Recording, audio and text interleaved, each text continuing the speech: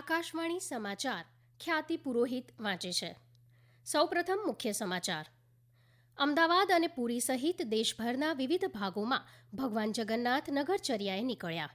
રાષ્ટ્રપતિ દ્રૌપદી મુર્મુ પુરીમાં રથયાત્રાના દર્શન કરશે. પ્રધાનમંત્રી નરેન્દ્ર મોદી આવતીકાલથી રશિયા અને ઓસ્ટ્રેલિયાના 3 દિવસીય પ્રવાસે રવાના થશે. જમ્મુ કાશ્મીરમાં 2 જુદી જુદી અથડામણમાં 5 આતંકી ઠાર અને 2 જવાન શહીદ થયા.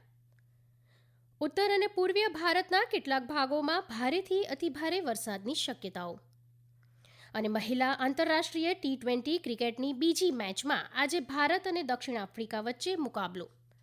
હવે સમાચાર વિગતવાર. આજે રવિવારે અષાઢી બીજના રોજ ભગવાન જગન્નાથ નગરચર્યાએ નીકળ્યા છે. વર્ષમાં આ એક જ રૂડો દિવસ હોય છે જ્યારે ભગવાન જગન્નાથ, બહેન સુભદ્રા અને ભાઈ બલરામ સાથે ભક્તોને દર્શન આપવા માટે મંદિરની બહાર નીકળે છે. આ પાવન પર્વે વહેલી સવારે જગન્નાથ મંદિરમાં ગૃહમંત્રી અમિત શાહે મંગળા આરતીનો લાભ લીધો હતો અને ત્યારબાદ મુખ્યમંત્રી ભૂપેન્દ્ર પટેલે સોનાની સાવરણીથી પહિંદ વિધિ કરીને ખલાસીઓ સાથે રથને ખેંચીને રથયાત્રાનો શુભારંભ કરાવ્યો હતો. રાજ્યના ગૃહમંત્રી હર્ષ સંઘવીએ પણ રથના દર્શન કરીને પૂજા વિધિ કરી હતી. આજે સમગ્ર શહેર જય જગન્નાથ અને જય રણછોડ માખણ ચોરના નાદથી ગુંજી રહ્યું છે. ભગવાનના દર્શન કરીને ભક્તોમાં પણ અનેરો ઉત્સાહ દેખાઈ રહ્યો છે. રથયાત્રામાં શણગારાયેલ 18 ગજરાજ, 101 ભારતીય સંસ્કૃતિની ઝાંખી કરતા ટ્રક, 30 અખાડા, 18 ભજન મંડળી, 3 બેન્ડવાજા, 30,000 કિલો મગનો પ્રસાદ, 500 કિલો જાંબુ, 300 કિલો કેરી, 400 કિલો કાકડી, 2 લાખ ઉપેણાનો પ્રસાદનું આપવામાં આવશે. તેમજ ભગવાનના રથ ખેંચવા માટે 1000થી વધુ ખલાસીઓ જોડાયા છે. આ તરફ ઓડિશાના પુરીમાં વિશ્વ પ્રખ્યાત રથયાત્રાનો પ્રારંભ થયો છે. પુરીના ગ્રેન્ડ ટ્રક રોડ પર ભગવાનના 3 રથ લઈ જવામાં આવશે. રાષ્ટ્રપતિ દ્રૌપદી મુર્મુ પુરીમાં રથયાત્રાના દર્શન કરશે. દુનિયાભરમાંથી આવેલા શ્રદ્ધાળુઓ આજે વહેલી સવારથી રથ ખેંચવા તેમજ ભગવાનના દર્શન માટે જગન્નાથ મંદિરમાં ઉમટ્યા છે. અમદાવાદની જગન્નાથ યાત્રાથી ભિન્ન પુરીમાં રથોને ગુંડીચા મંદિરે લઈ જવાશે અને જ્યાં તેઓ 1 મહિના સુધી વિરામ કરશે.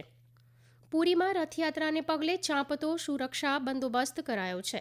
180 જેટલી સુરક્ષા ટુકડીઓ ઉપરાંત આર્ટિફિશિયલ ઇન્ટેલિજન્સ આધારિત CCTV કેમેરાથી યાત્રાનું નિરીક્ષણ કરાઈ રહ્યું છે. ઓડિશામાં રથયાત્રાના પગલે 2 દિવસની જાહેર રજા ઘોષિત કરાઈ છે. ઓસ્ટ્રિયાના ચાન્સેલર કાર્લ નેહમરે કહ્યું છે કે તેઓ આગામી સપ્તાહે વિયેનામાં પ્રધાનમંત્રી નરેન્દ્ર મોદીનું સ્વાગત કરવા ઉત્સાહી છે. સોશિયલ મીડિયા પોસ્ટમાં શ્રી નેહમરે કહ્યું છે કે શ્રી મોદીનો ઓસ્ટ્રિયા પ્રવાસ તેમની માટે વિશેષ સન્માન છે, કારણ કે 40 વર્ષોમાં પહેલીવાર કોઈ ભારતીય પ્રધાનમંત્રી ઓસ્ટ્રિયા જઈ રહ્યા છે. તેમણે જણાવ્યું હતું કે આ પ્રવાસ એટલો મહત્વનો છે કારણ કે બંને દેશોના રાજકીય સંબંધોને 75 વર્ષ પૂર્ણ થઈ રહ્યા છે. ચાન્સેલરે કહ્યું છે કે બંને દેશો વચ્ચેના દ્વિપક્ષીય સંબંધોને મજબૂત કરવા તેમજ ભૌગોલિક રાજકીય પડકારો અંગે સહકાર સહિતના વિવિધ મુદ્દાઓ પર શ્રી મોદી સાથે વાતચીત કરવાની તક મળશે. આ તરફ પ્રધાનમંત્રી નરેન્દ્ર મોદીએ સોશિયલ મીડિયા પોસ્ટમાં શ્રી નેહમર પ્રત્યે આભાર વ્યક્ત કરતા લખ્યું છે કે ઓસ્ટ્રિયા પ્રવાસ સન્માનની વાત છે. પ્રધાનમંત્રી મોદીએ કહ્યું છે કે તેઓ બંને દેશો વચ્ચેના સંબંધોને મજબૂત બનાવવા તેમજ સહકાર માટે નવા માર્ગોની ચર્ચા માટે ઉત્સુક છે. પ્રધાનમંત્રી નરેન્દ્ર મોદી આવતીકાલથી 3 દિવસના રશિયા અને ઓસ્ટ્રિયાના પ્રવાસ માટે જવાના છે. યાત્રા દરમિયાન તેઓ 22મી ભારત રશિયા શિખર સંમેલનમાં ભાગ લેશે. આ સંમેલન બંને દેશો વચ્ચે સંરક્ષણ, વેપાર, રોકાણ, ઉર્જા, શિક્ષણ, વિજ્ઞાન તેમજ ટેકનોલોજી, સંસ્કૃતિ અને લોકો વચ્ચેના સંબંધો પર કેન્દ્રિત રહેશે. શ્રી મોદી અને રશિયાના રાષ્ટ્રપતિ વ્લાદિમીર પુતિન બંને દેશો વચ્ચે બહુમુખી સંબંધોની સમીક્ષા કરશે અને આ સાથે જ પારસ્પરિક હિત સંદર્ભના પ્રાદેશિક અને વૈશ્વિક મુદ્દાઓ પર ચર્ચા કરશે. બંને દેશોના નેતા બ્રિક્સ, શાંઘાઈ સહકાર સંગઠન, G20, પૂર્વીય શિખર સંમેલન અને સંયુક્ત રાષ્ટ્રમાં દ્વિપક્ષીય સંબંધોની સમીક્ષા કરશે. આ પ્રવાસ દરમિયાન રશિયન સેના દ્વારા ગેરમાર્ગે દોરાયેલા ભારતીય નાગરિકો મુદ્દે પણ ચર્ચા થઈ શકે છે. આ સમાચાર આપ આકાશવાણી પરથી સાંભળી રહ્યા છો. આ સમાચાર આપ અમારી YouTube channel AIR news Gujarat પર પણ સાંભળી શકશો. વધુ સમાચાર માટે આપ અમારા ટ્વિટર હેન્ડલ AIR_news_ABAD ને ફોલો કરી શકો છો. કાશ્મીર ખીણ પ્રદેશમાં થયેલી 2 જુદી જુદી અથડામણમાં 5 આતંકીઓ ઠાર મરાયા છે, જ્યારે 2 જવાન શહીદ થયા છે. કુલગામના ફ્રીસલ ચિન્ની ગામ અને મોટેર ગામમાં સુરક્ષા દળો અને આતંકવાદીઓ વચ્ચે ઘર્ષણ સર્જાયું હતું.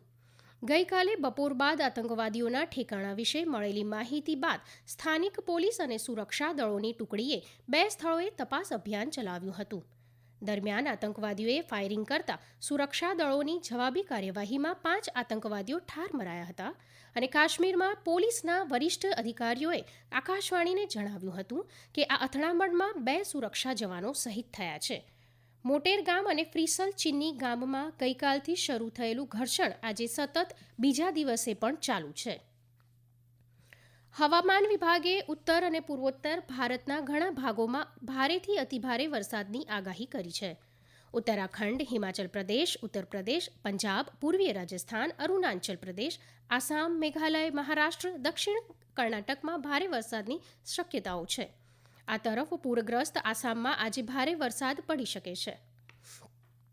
ફ્રાન્સમાં આજે સામાન્ય ચૂંટણી માટે બીજા તબક્કાનું મતદાન થઈ રહ્યું છે.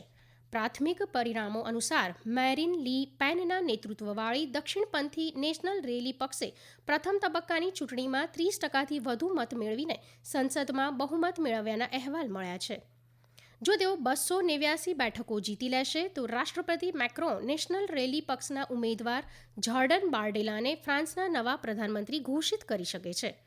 ઉલ્લેખનીય છે કે ગત 9 જૂનના રોજ ફ્રાન્સના રાષ્ટ્રપતિ મેક્રોએ સંસદ ભંગ કરીને સમય કરતાં વહેલા ચૂંટણી યોજવાની જાહેરાત કરી હતી.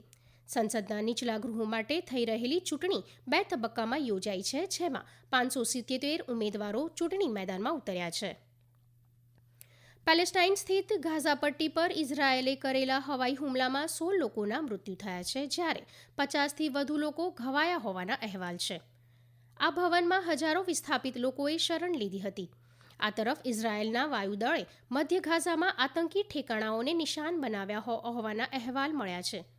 ઇઝરાયેલનું કહેવું છે કે આ ઠેકાણાઓમાંથી ગાઝામાં ઇઝરાયેલના સૈનિકો પર હુમલો કરાઈ રહ્યા છે. મહિલા ક્રિકેટમાં T20 શ્રેણીમાં આજે ભારત અને દક્ષિણ આફ્રિકા વચ્ચે બીજી મેચ ચેન્નઈમાં રમાશે. 3 મેચની આ શ્રેણીની પ્રથમ મેચમાં દક્ષિણ આફ્રિકાએ ભારતને 12 રનથી હરાવ્યું હતું. બંને ટીમો વચ્ચે ત્રીજી અને અંતિમ મેચ મંગળવારે રમાશે. ઉત્તરાખંડમાં ભારે વરસાદની આગાહીને પગલે ચારધામ યાત્રા સ્થગિત રહેશે. ગઢવાલ ડિવિઝનના કમિશનરે આ વિશે એક આદેશ જાહેર કર્યો છે, જેમાં તેમણે શ્રદ્ધાળુઓને આગળ નહીં વધીને યથાસ્થાને રહેવાની અપીલ કરી છે. શ્રદ્ધાળુઓને ઋષિકેશથી આગળ નહીં જવા માટે ચેતવણી આપવામાં આવી છે.